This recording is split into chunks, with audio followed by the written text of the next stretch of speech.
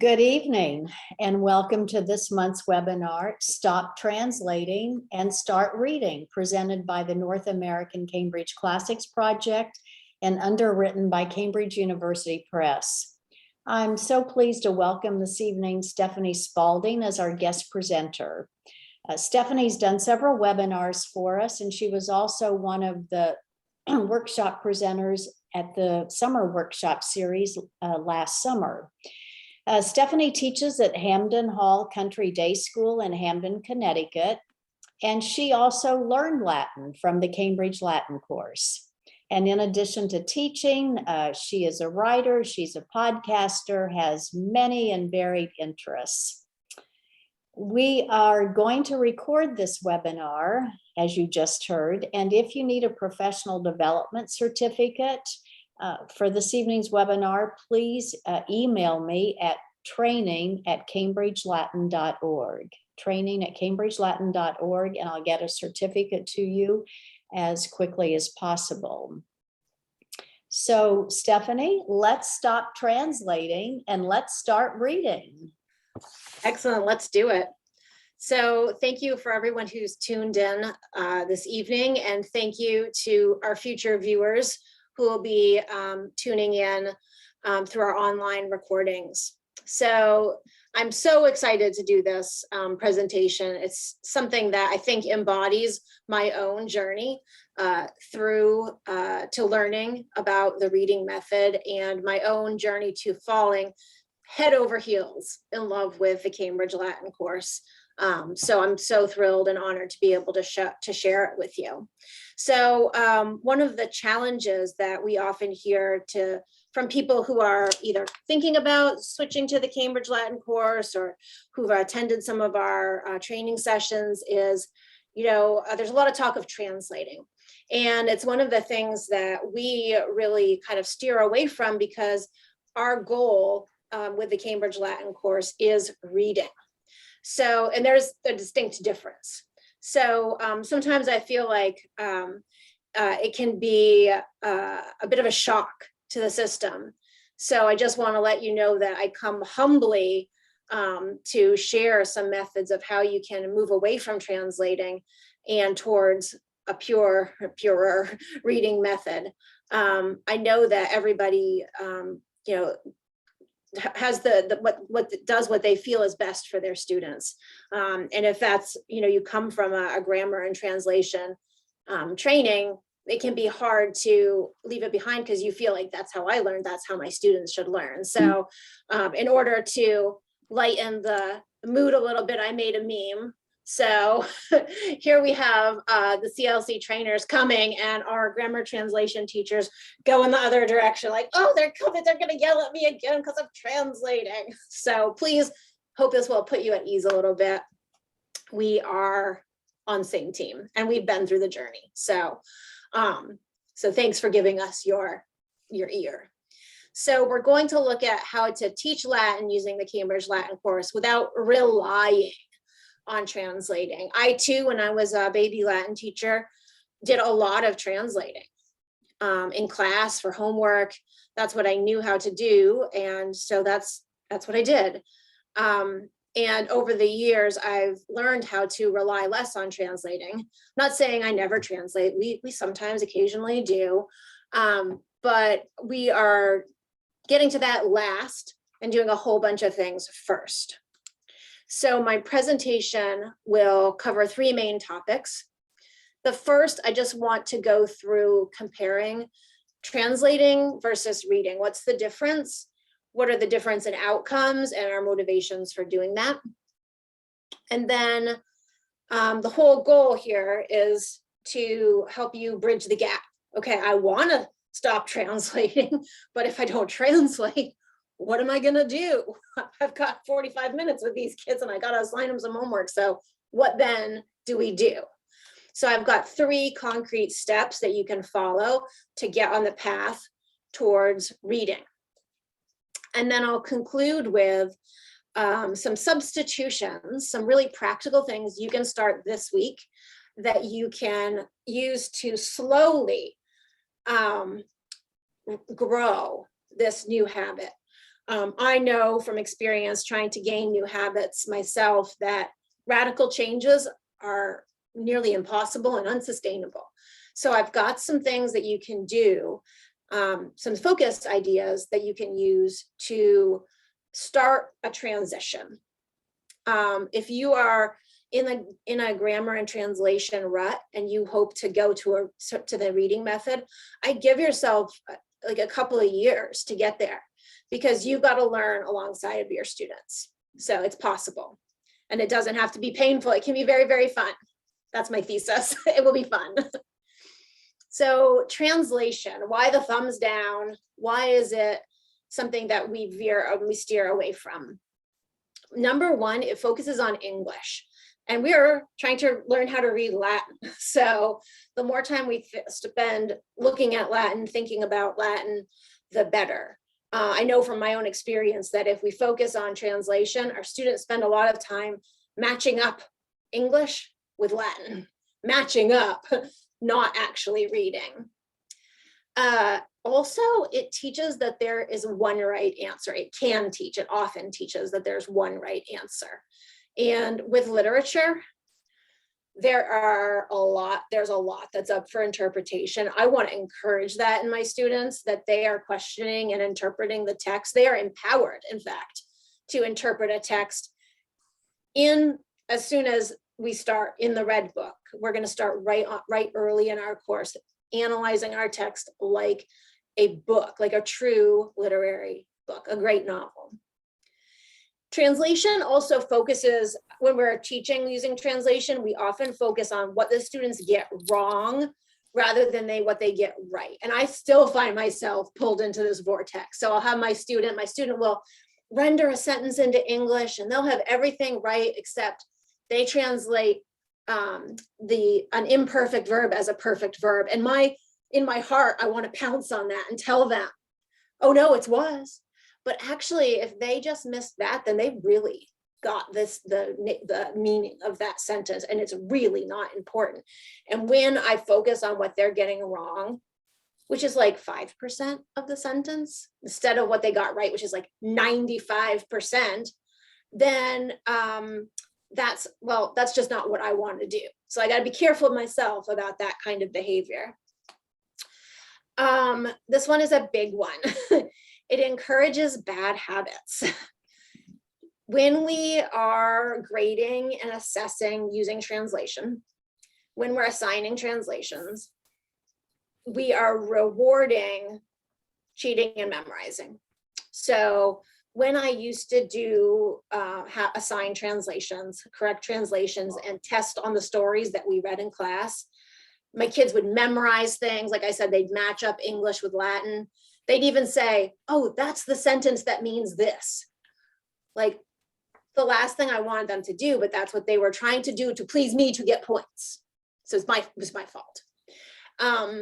And once we reward, translating, we're going to have kids who immediately realize, oh, I should go and find a translation so I can give my teacher the right answer. Since I've gotten away from translation, good news, my students don't do this anymore. Why do they try to take shortcuts? Well, the next bullet explains it. The reason is because translating is hard, very hard. So if that's what we were trying to get them to do, and they can't do it to our standards, it's very discouraging. It lowers their confidence. And then it's a cycle that leads to these seeking shortcuts, taking shortcuts, and bad habits. It also encourages teacher-centered learning, because here I am, the teacher, with the answer. I will give it to you. I will correct you, rather than the student reading the text and exploring that text with help, with guidance. And I think that they can really, they get to start to think that it's my teacher that knows this, instead of it's me as a learner who knows this. Their understanding of a story eventually will come from parsing and analysis, which is not reading. So if translation is a thumbs down, reading then is a thumbs up. Why is reading my goal? Well, number one, it focuses on the Latin. We spend the most time talking about Latin, and reading Latin and processing Latin. It emphasizes what the students do understand rather than what they don't understand. That's huge for me. Want the students to be successful. I believe in my heart that all students can find success. That doesn't look the same for every student, but can find success with the Cambridge Latin course. It validates and rewards partial understanding, which translation really is all about taking points away for what you got wrong. Whereas reading, whatever you get out of the text is rewarded. Oh, this character, Kagadubnus, is in this story. Oh, and Kagadubnus did this. And I think his palace, it's in England, and I know that. So they get to build on their knowledge. It also rewards comprehension. We read Latin, comprehension is rewarded, and reading comprehension is our ultimate goal. As I mentioned, it eliminates the need to cheat. We're no longer rewarding or assessing based on their ability to translate the stories. So they're not going to seek those translations, which, as we all know, are ubiquitous and available. And then this is like the big celebration piece at the end. They can focusing on reading will lead to an instinctive, intuitive, and I would say a natural understanding of the language mechanics eventually as they observe patterns, which is exactly how we all learn our native language as we learn to read. So I would suggest to you, if you're doubting making changes and you're worried about giving up something that feels comfortable, like translating a lot, I would spend some time thinking about your goals. I did this exercise, and here's what I came up with. Number one, I want my students to have fun in Latin class. Nobody has to take Latin. And I want it to be fun. I want them to want to take more Latin. This is our goal, keep our program alive. I want my students to learn to read and comprehend Latin stories. I want them to delight in the stories like I do. They're good. I want them to understand the cultural and historical aspects of the Roman world and to make comparisons and connections with other time periods. I want them to exercise creativity and problem-solving skills. And once again, it's worth saying twice, I want them to have fun. I also want to have fun. So what is missing in all of this? The skill of translating is nowhere to be found. And when I realize that that is the case, it strengthens the case for approaching a reading method. So assuming I've convinced you all and you're ready to move away, leave behind the grammar translation approach, how do we do this? How do we transform our teaching? So I've got 3 steps that you can repeat over and over again to embrace and move in the direction. So step number 1 is read Latin. Read Latin to your students. Have your students read Latin to each other. Have your students read Latin to you. Model reading Latin aloud every day. Always start with the Latin. Oh, it's wonderful to see students become more and more fluent and fluid in their ability to read Latin aloud.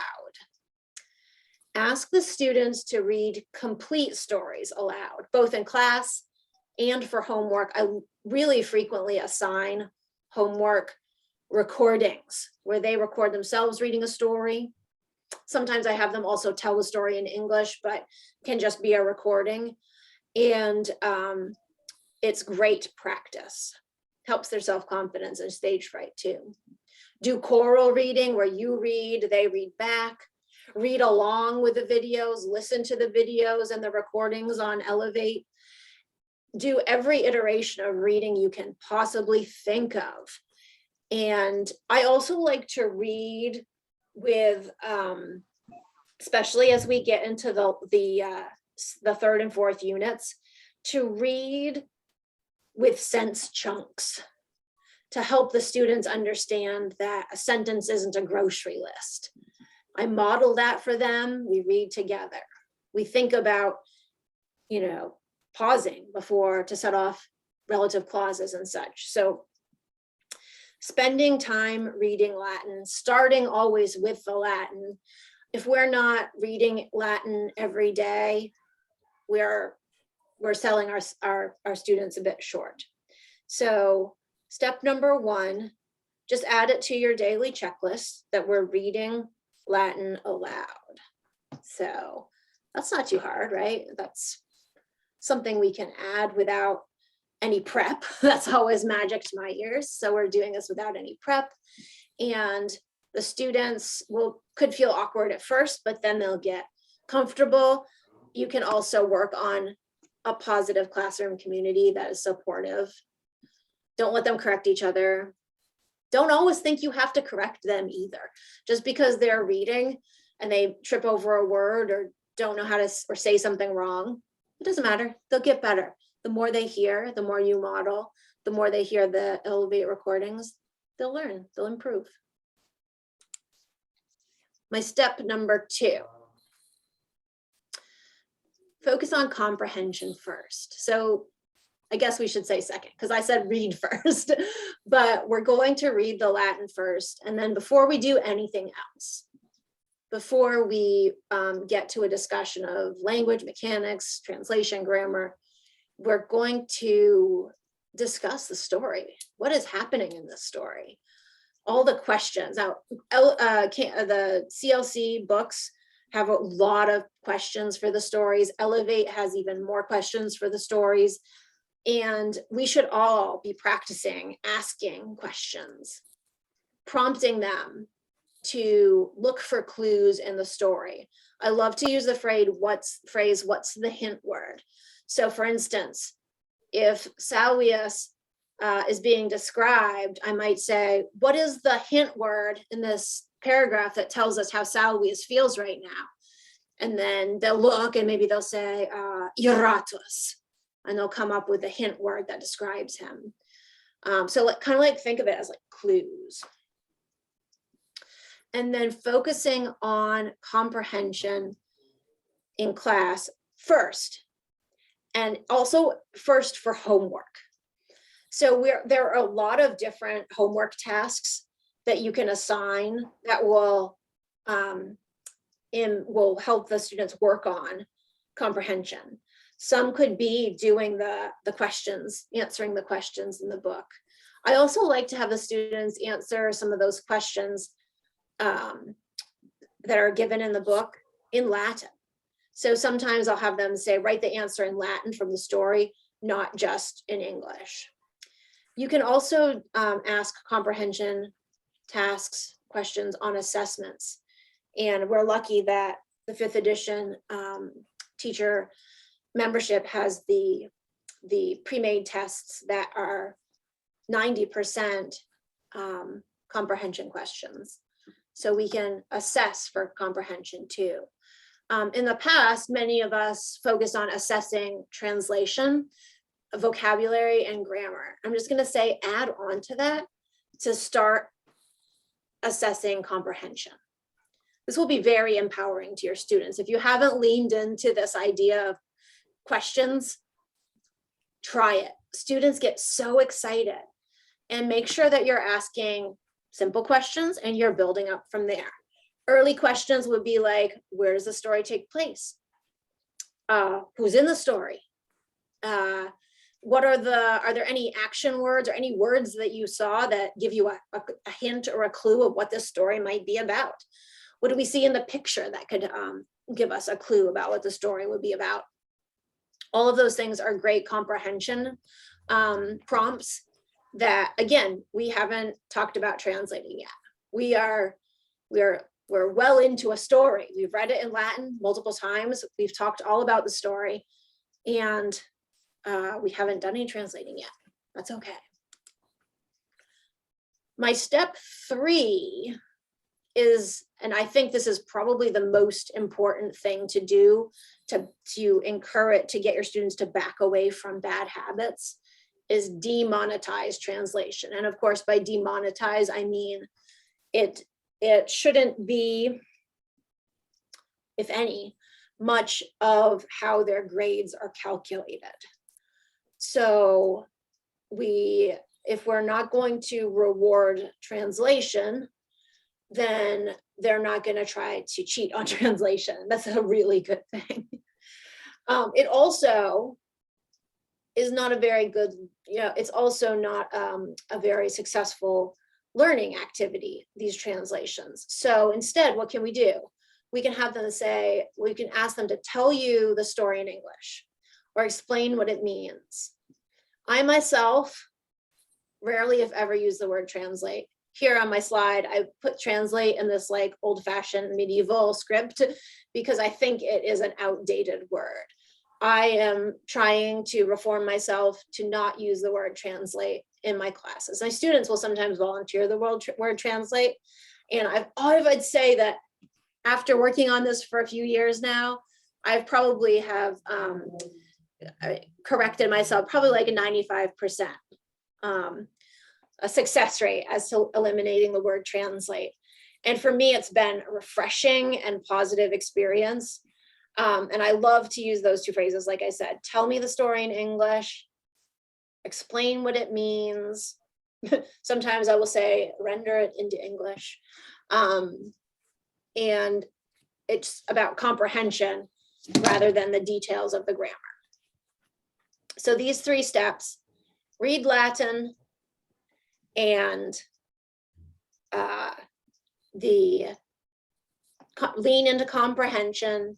Step 3, demonetize translation. And the flip side of step 3 is then monetize or give points for comprehension, for understanding of plot, for synthesis, for thinking about cause and effect, and all of those higher order skills, which is what we want our students to do when they read in English, and also what I want them to do when they read in Latin.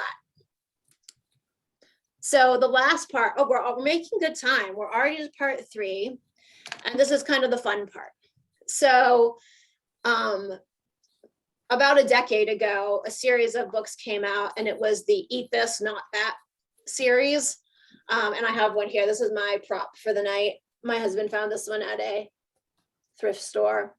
And this whole series is all about substitutions, making small substitutions to healthy choices that over time will add up to changing your lifestyle.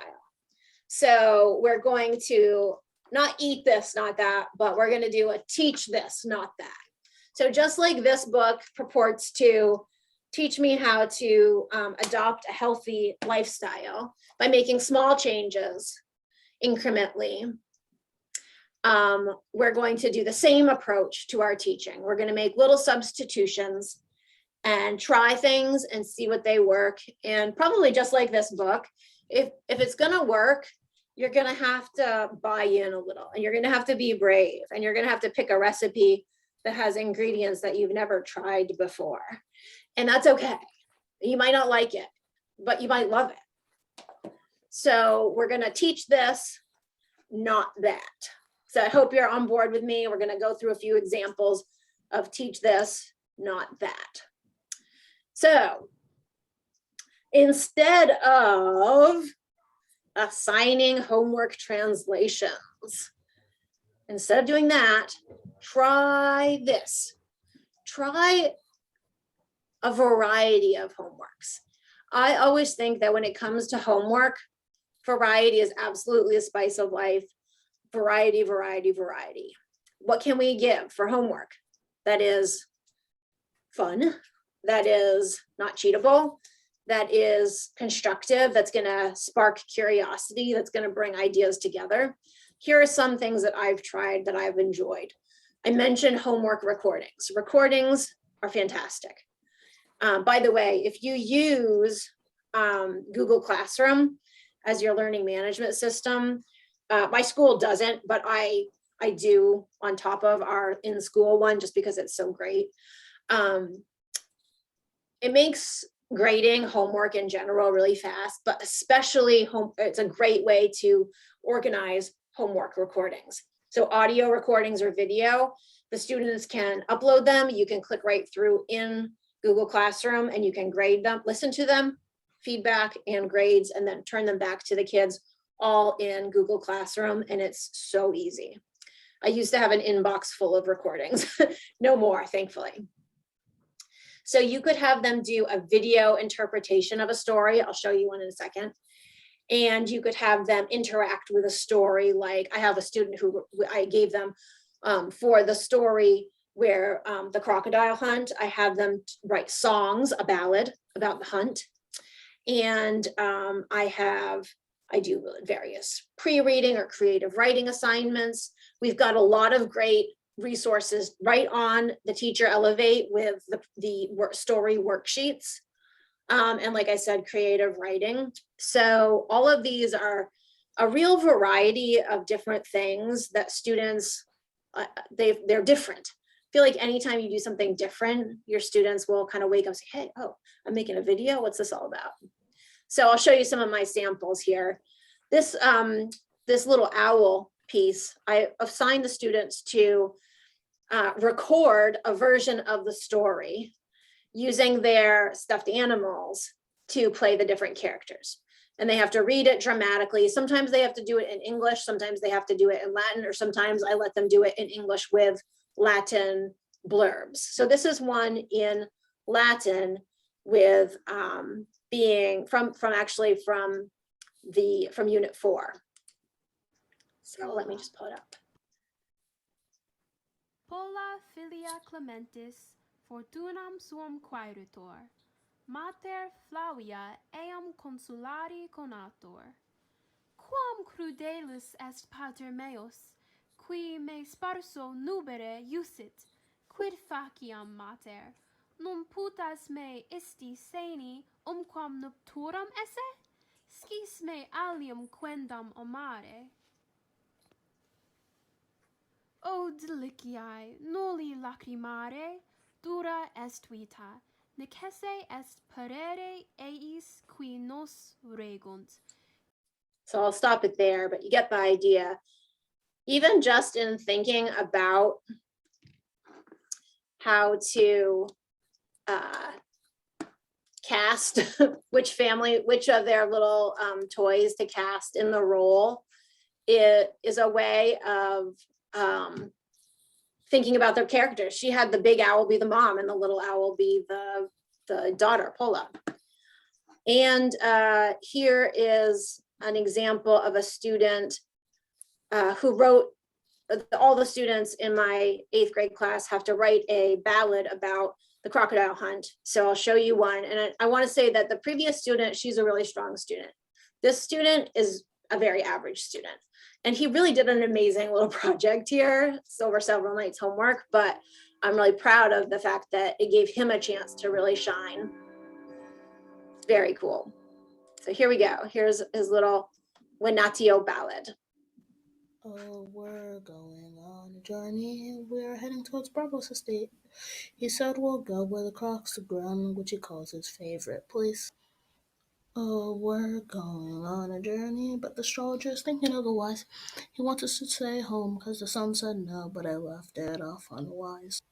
Oh, we're going on a journey. The astrologer gave us a good luck charm.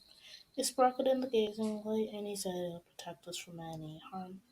Oh, we're going on a journey. We got on all our ships. We set sail to the Nile's lair. This will be a fun hunting trip.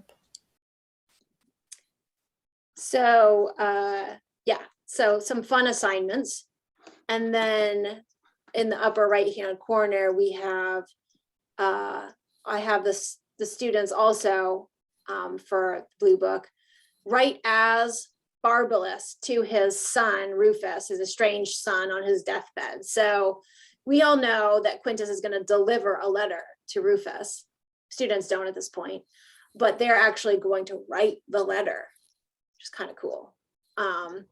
And I just gave them this template and the students filled it in. So it's just a lot of, a good way of tapping into their creativity, especially if you teach middle schoolers, but I would argue upper schoolers can be pretty creative too, but middle schoolers especially, they love to do creative things. They'll work harder on this than regular homework. So instead of assigning homework translations, assign a variety pack of other ways to interact with the text. And by the way, don't forget that we have many ways to read a story resource document, which if you're interested, we can make sure you get a link to, which can give you ideas on how to do this. So yeah, let's keep going on for our next substitution. Bola. So instead of correcting those translations in class, whether they're written or out loud, I know I used to when I was also a baby Latin teacher, I would just read a sentence in Latin, call in the first kid, make them translate it on the spot, correct their translation, and then go on to the next kid. How demoralizing that must have been for my students. I feel so bad about that, actually. So I'm always telling them what's wrong with it, what they say. No more.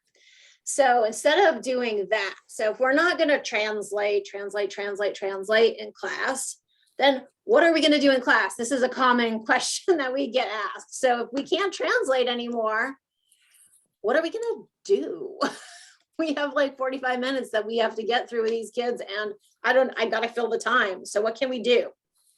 So here are some suggestions. Instead of correcting those translations, try again reading the Latin aloud, discussing what the language clues tell us, and asking those comprehension questions, discussing the story in a literary way, encouraging guessing, train them to be guessing. Oh, my personal motto is say yes to the guess. Say yes to the guess. Guessing is the cornerstone of learning. You can watch the videos. This is just a still shot up in the right-hand corner of a great story with Rufilla, the wife of Sawius, she's very expressive. And the students watching this video do not need to translate the story. They understand it. It's brilliant.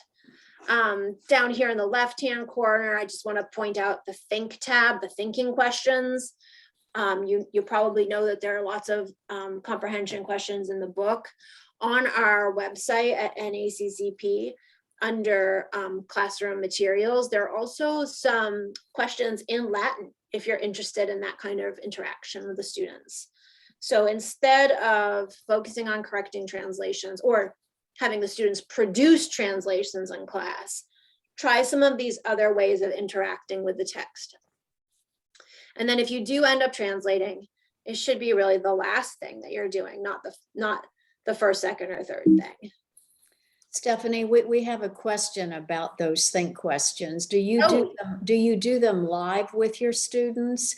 Do the students do them on their own for, say, perhaps a homework, or how do you deal with those think questions? I would do all of the above. Again, I think variety is great. So sometimes I might put them up on the board, especially early in the year if I haven't had their online codes squared away. I'm sure that I'm not the only one. We might put them up on the board and I'll be in the driver's seat, but they're providing answers as a group. I'll often do it as a warm up at the beginning of class, or if there's 10 minutes left, do it at the end of class. Sometimes I'll assign it as homework. Sometimes I'll have them do it in pairs. Same with the questions from the book. One thing I like doing with the questions from the book, especially as you get on in the stages, there can be a lot of questions. So I like maybe making a couple of teams, like this group is going to do, everyone on this side of the room do the odds, everyone on this side of the room do the evens, so that all of the students get through the whole story with the questions, but not everyone has to do all the questions. So I would say that I don't think you can do those questions raw. I think there's so many great ways to do that. Are there any other questions, Martha? We just had a question about what is the Think tab? And again, you have to have a subscription to Elevate. And it's in a section called Explore the Story. And in the Explore the Story section on Elevate, there is the first one that comes up is, well, there are 4 different tabs. There's Listen, Read, Think, and then Derivatives. Mhm. And if later on you're having trouble finding that too, you can always reach out to one of us and we'll help you get started with that, with Elevate or with the Exploring the Story. Awesome. So I want to stop here. We recently got a question on our Facebook page about what about, especially later when I get to the longer stories, how do I deal with the fact that there's so many words the students don't know? And they're like, they don't understand how, they can't translate anything. And how do we get through long stories where the kids don't know half the words? So I wanted to share with you my answer to that. And I thought this was as appropriate a point as any, because it's connected to the idea of translating. So this is a snapshot of my class today. Today, my Latin 3 class is reading this. We just started the Purple Book after exams, and we are reading Ex Orbe. So we started last week reading a story. First, rule number 1, we've already listened to the Latin several times. We've read in Latin. And so we've really spent time with the Latin. And then number 2, we've gone through with comprehension. We talked about how this is a letter. The students came up with the idea that this is a letter. And then we talked about the topic of each letter and how you write a letter, and you'll have one topic and then you'll go on to the next topic. So we've talked about each of the paragraphs. We talked about all of the names and who's in here. And the students know that they're meeting 2 new characters. So if the students, when they get later in the stages, they start to get bogged down by how much they don't know, the cure for that is buoying them up with the storyline. So coming off the Green Book, my students already know all about the controversy of Domitian and his rule and his character. And so we already know, we've already been talking in terms of sort of Domitian's team versus not on Domitian's team. So when they met these 2 new characters, Glabrio and Lupus, they're really excited with my prompting to find out if they're on team D, is what we call Domitian's crew. Are they on team D? Is Glabrio on team D? So their approach to this letter is looking for clues. He's talking about Domitian, is he on team D? So they already know what this letter is about because they've read it in Latin. We've talked about it. And now after this is probably the 4th day, almost the 5th day that we've been doing other stuff too, but I wanted to sort of focus in on this one paragraph about Domitian. And this paragraph, if you've taught this story before, you probably know that this paragraph can be pretty confusing. It's really hard for students to understand. So I wanted to basically help my students understand that even though there's a lot of words in here that they don't know what they mean, they can still read this paragraph. So this is what we did today. I basically wanted to tell my students, and these guys are upper schoolers, so I'm trying to explain to them. So if I said to you, circle every word in this paragraph, how many words that you don't know, how many words would you circle? And they're like, half. I don't know half these words. And so I said, okay, well, there's 2 kinds of words you don't know. There's words that are important, okay, that you have to look up to really understand what's going on. And then there's words that you can guess, skip, whatever. You can use what I call the blank method. Just fill in a blank for that word if you're trying to tell the story in English, or you can guess from context or the cognates, and then you can just keep moving. So we went through the story 1 sentence at a time. I read the Latin. I'm like, so after the first sentence, like, okay, who's the main person that this paragraph's about? Domitian. And then we have 4 glosses on this paragraph. We have celebrate a triumph over the Germans, strange to say, and homeland. Oops, sorry. And so we went through the story, and I asked the students, you know, using kind of the blank method. Okay, something being something, no, kids mostly know praise. Okay, is being praised, and also Deire de Batur. So they decided, really, you need to know Pompa because the parade, this triumphal parade, is important to what this paragraph's about. Actually, one of my students came up with it, that was parade. And you also really need to know Deire de Batur because it's a contrast with Lauda Batur. They might be able to guess it. If some of them are, if the parade is being praised by a lot of people, it's being blanked by some other ones. Okay, and then some of them would guess it. If they don't guess, that's a word you've got to know. And then we keep going. Oh, they're gonna know shouting. All right, they were shouting spectaculum splendidissimum, imperator noster. Now, if they don't know noster, half the kids won't. They still know imperator. That's the subject. Fine. Imperator pater verus patriae, the father something something. Gentes barbaras jam superavit. Oh, superavited. The emperor superavited the barbaros. Oh, we know that. Yeah, barbarians, if you let them say that word. My student today, he was like, didn't know superavit. And I said, well, what do Romans do to the barbari? And he's like, oh, they conquer them. I'm like, okay, there you go. And you don't really need to know gentes. So the emperor conquered the barbaros gentes, fine. And then you keep going, the Germani were dukuntur. They'll know through the streets of the city. In a triumph, they'll know. What about dukuntur? I had a bunch of kids who didn't know that word. Well, because they'll know through the streets, the Germans are blanked through the streets of the city. Well, they know it means something to do with movement. So they actually guess it, no problem. They don't need to look that word up. And some were set, but others were susurabant. None of my students knew that. Now, here's how you could handle that. You could act it out. You could say susurabant, all right? Or you could say they weren't shouting it, right? Up here they were shouting. What's the opposite? But if this one we determined was important to know because of the nuance of the writing right here. Glabrio is saying that a lot of people were under their breath calling it a spectaculum ridiculum. So the students need to know that word. And then in the next sentence, they definitely, well, here's dukuntur again.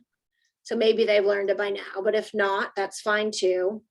Those guys, I try to get my students to say those guys when they see Illy or Ille, that guy, because if you don't, they can't process. They can't understand what that demonstrative pronoun means. So those guys who are blanked through the streets, again, they can guess that one. They don't need to look it up. Here you do, because if you don't know Hagquaquam, you think that they are Germans, not that they aren't Germans. So you need to know that one to get the sentence. And in the last one, the Serwi, they got that, don't worry about that. The Serwi, something from the province of Spain, something German somethings. Well, vestimenta is important to get for the sense, but they can probably guess it. A bunch of kids will probably guess vest. They'll come up with clothes. And if they're gerentes clothes, what are they doing? Oh, they're wearing. So they're Serwi wearing German clothes. So the students that I did this with today, they seem to have a light bulb moment about how they just read this story. And normally they would try to look up every single word, but we determined together that only 5 of those words actually need to be looked up. And I wasn't sure how they were going to react, but, and this is true, at the end of this, after we went through this and pointed out the words, told them not to look up any other words, they said, can we do this again tomorrow? This was actually really helpful to understand this. So I don't know. I think that here's one case where doing a little telling in English can help the students to understand how when they're reading Latin on their own, they also don't have to look up all the words. Just like how in English, we don't look up all the words all the time.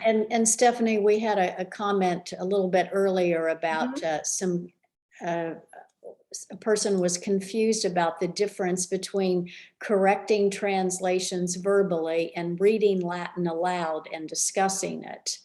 And I think this passage that you just went through, I think really demonstrates beautifully how you read the Latin aloud and you picked out those isolated words and got the kids involved, and they were able to comprehend what they were reading without translating it word for word for word. And we do that by modeling how we ourselves do that. And I told them, like, look, when I read Virgil, when I read Horace, when I read Cicero, I don't know all the words. The only reason I know all your words in Cambridge is because I've done it for 20 years. I don't know all the words. So when I do it, this is exactly how I do it. So we model, the something, something method, and hopefully they'll pick up on that. Yeah. And any other questions that came up through the chat, or anything you want to point out, Martha and Jenny? Yeah, did that answer the question about the difference between translating verbally and reading the Latin aloud and discussing it?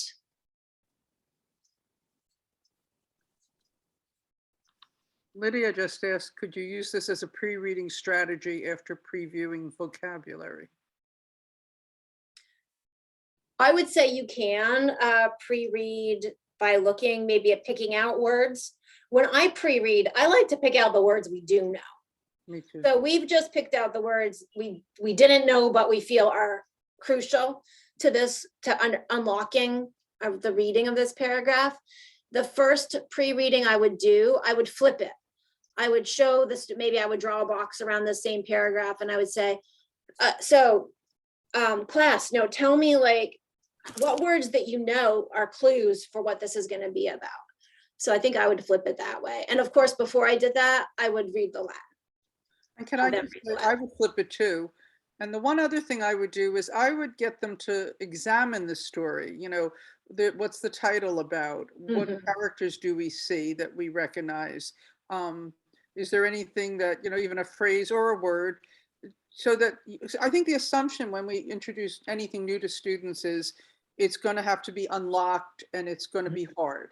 So therefore we have to climb this mountain together. And what I want them to do, and you do more than even I do, what I did, I want them to say, snap, this is just another part of what we do. Yeah. It's just and so, yeah, absolutely. And we can do it. We know how to. And pretty soon they figure out, wait a second, he's talking about how some people were talking about Domitian faking this triumph. Oh, Magistra, I don't think he's on team D. I don't think he's on team D. He put this in writing. So they're starting to understand, like they're getting to that last highest level of reading. Can I interrupt for 1 second? And just, Absolutely. yeah, one time I took kids to a conference and they had to quote translate a story in different groups. It was a competition and I didn't have, the stars in the world. I had very normal students, and it was some kind of a travel log. And of course I wasn't with them because I was moderating another group.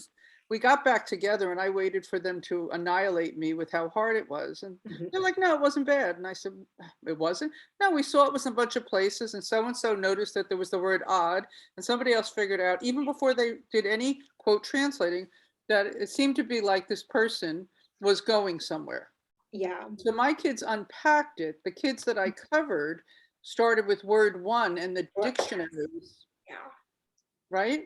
That's why I always think we should read the whole story in Latin, the whole sentence, the whole paragraph, because we don't want them to start looking up words before they've absorbed the whole thing as a whole, not as a list of words. Yeah. Yes. Awesome. Very important. Well said. Okay, I only have a few more. We're getting there. Like these aurigai, we are turning the bend and we're almost there. So stay strong. So a lot of us who are good at dissecting grammar, and we are grammar nerds, and that's why we're now Latin teachers of the world, love to do this with our students. I was just talking with some teachers the other day, and they thought this is what they should be. They was like really convinced that they should be doing it, and we're kind of scared not to. So I get that. I understand that if we don't make our students dissect everything in front of us, we don't. Do we know they get it? So I would say yes, with Cambridge, they do. So instead of spending your time parsing and dissecting and pointing out every accusative and making sure they can find the nominative and the verb and the accusative and the prepositional phrase in every sentence, instead, again, try a different approach. Always start with the Latin, looking at, actually, this is little picture I have here is from the model sentences. So I would say start with a picture first, talk about the picture exhaustively, and then read the Latin. And then we're going to follow the student cues and point out features as the students are interested. Instead of giving them a healthy heaping of a grammar lesson, lead them to the buffet and see what they're interested in.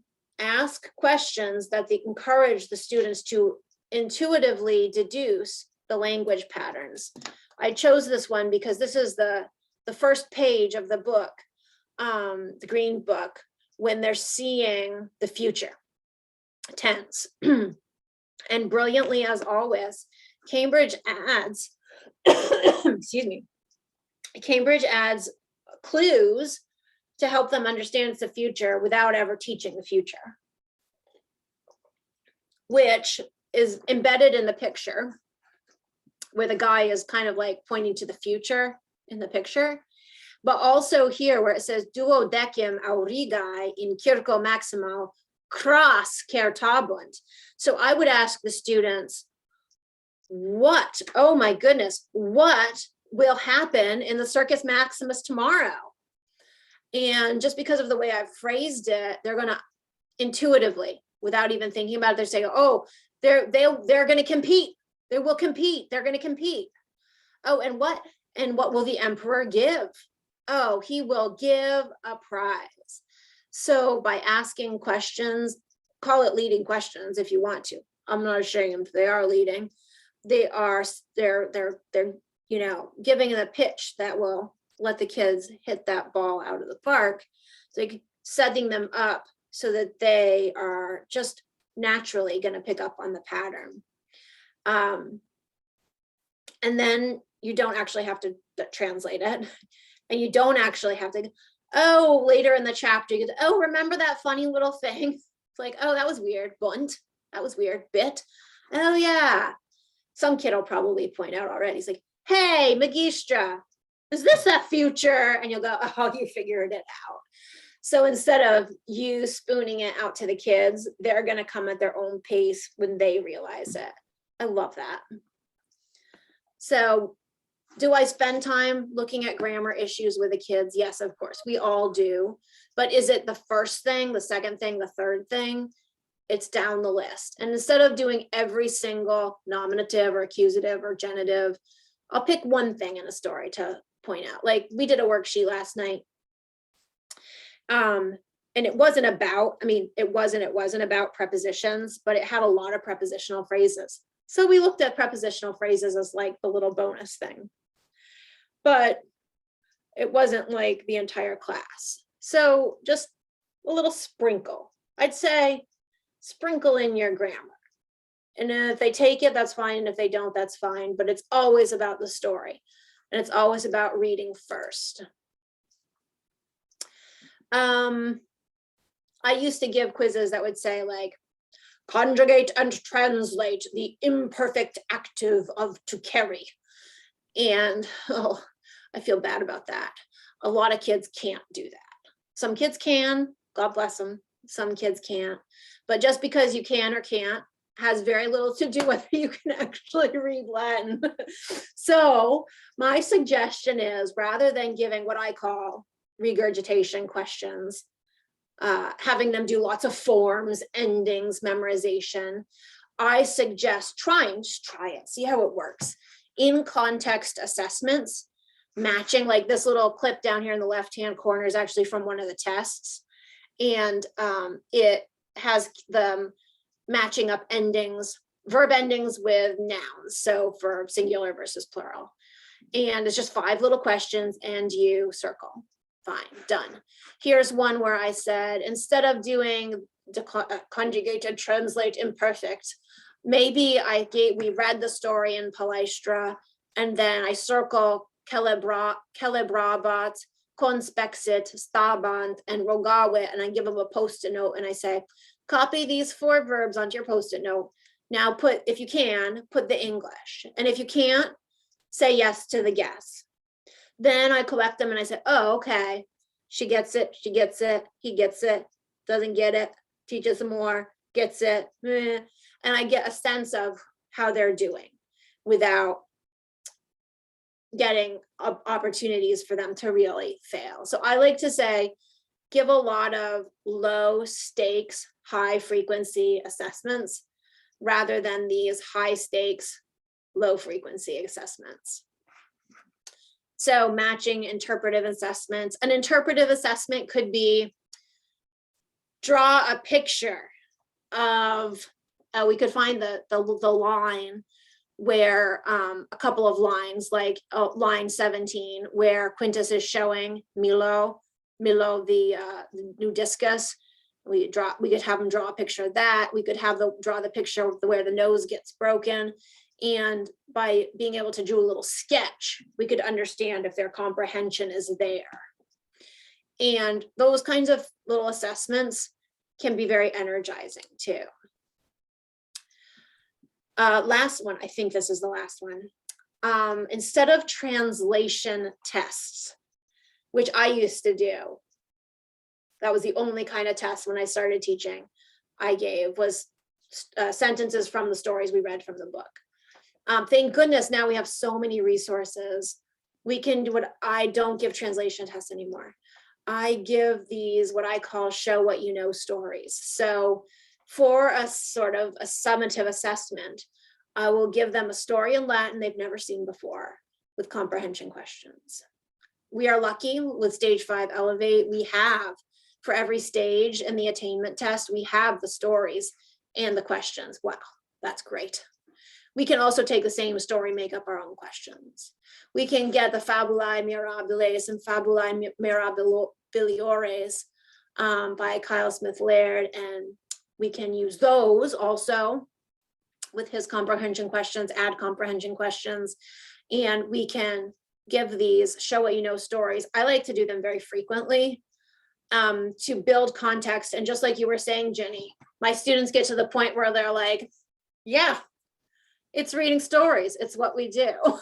And they take the National Latin exam and they're like, well, of course we're going to do well on that part, Magistra. And they do, because they are used to just reading a story in Latin, thinking it over and working out the best to their best. They're the answers to the comprehension questions. And if they can't figure it out, they say yes to the guess. And that's fine. And it was the same way with the AP exam. Those reading the multiple choice section of the AP exam, my students didn't really blink an eye on that section. So many kids get really freaked out on that 60 question part of the exam where they see these passages that they've never seen before, except the one from the syllabus.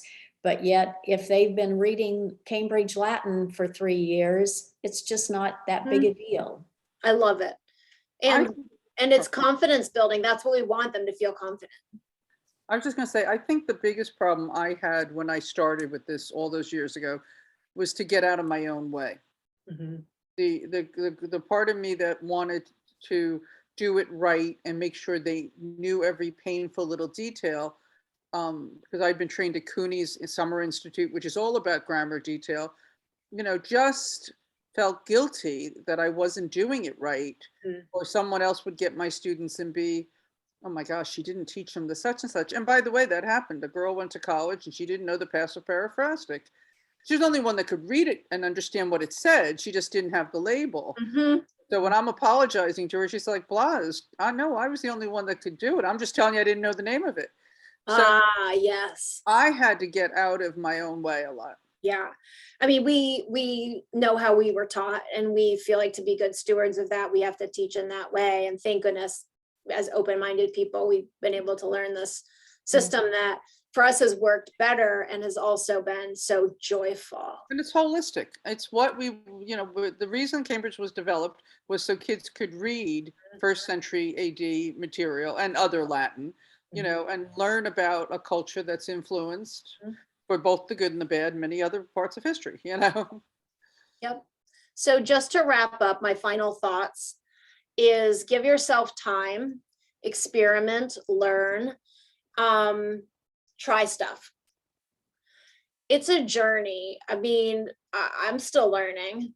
So we're all still learning. Give yourself permission. That's okay. And then finally, just try something new, see what works, and ask your students how it's working for them. And I'll just conclude by saying, please reach out, get in touch if you want to follow up. And here's my contact information and our trainer's email. So thank you for joining us. And you can enjoy the little picture here as well of the students and their teacher. I'm sure that they read a lot of Latin too. So thank you.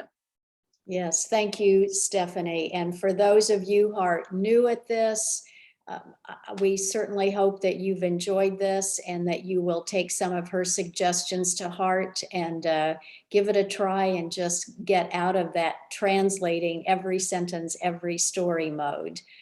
This is definitely the way to go. Thank you so much. Have a great evening, everybody. Good night.